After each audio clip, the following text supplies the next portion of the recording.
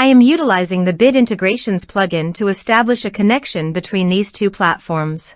Let's go to Bit Integration Dashboard. Now click Create Integration. Now search and select Trigger, which is Kadence Blocks Form. Select a form. Click Next. Search and select Bit Form as an action. Give here the client ID. So, go to the Bit Form dashboard. App Setting. API. Copy the API key and save it. Then go to the Bit Integrations dashboard and paste it into the client ID.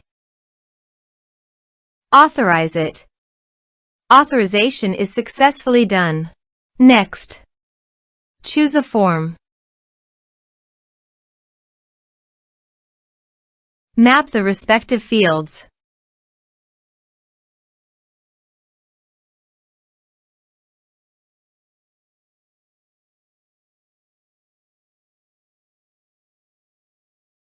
Here are some advanced features in conditional logic you can use for your own requirement. Next. Finish and save it. Now go to your form and type some information.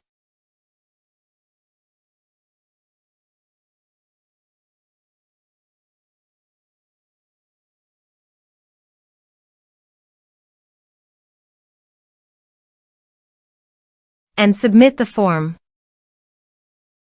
The form is successfully submitted. Now go to your Bit Form dashboard. Under the Actions, click on 3 dots and go to the Responses. Here you can see that the data came successfully into the Bit Form.